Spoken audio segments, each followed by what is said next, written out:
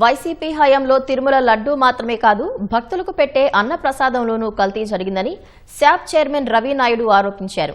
ప్రకృతి వ్యవసాయం చేస్తున్న రైతుల నుంచి కొనుగోలు చేశామని చెప్పి ప్లాస్టిక్ బియ్యంతో ప్రసాదాలు వండి భక్తులకు వడ్డించారని మండిపడ్డారు. ఈ అక్రమాలపైన చర్యలు తీసుకోవాలని టీటీడీ చైర్మన్ ను రవి నాయుడు కోరారు.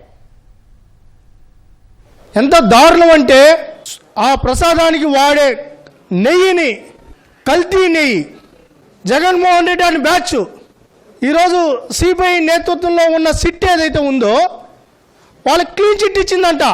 ఏందో సంబరాలు చేసుకుంటున్నారు. ఇక్కడ అలిపిరి పాదాలకు వెళ్ళి కడిగారు. ఇంకొక ఆయన పొల్లు దండాలు పెడుతున్నారు. ఇంకొక ఆయన హోమాలు చేస్తున్నాడు.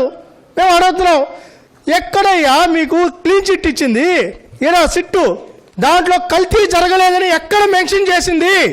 మిల్క్ లేకుండా నెయ్యి ఉందంట. అమ్మ లేకుండా పెట్టు నెట్టు. మిల్క్ లేకుండా నెయ్యి ఎట్టు పుట్టిందో మాకు అర్థం కాల.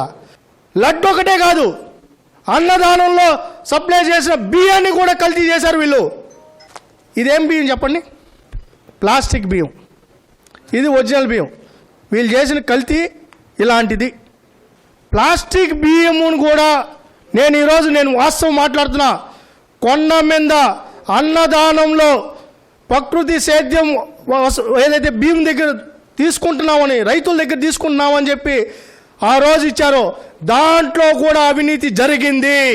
ప్లాస్టిక్ బియ్యం సరఫరా అయింది కొండ మీదకి. దాని మీద విచారణ చేయాలని నేను టీటీడీ బోర్డుని రిక్వెస్ట్ చేస్తున్నాం, బిఆర్ నాయుడు గారిని.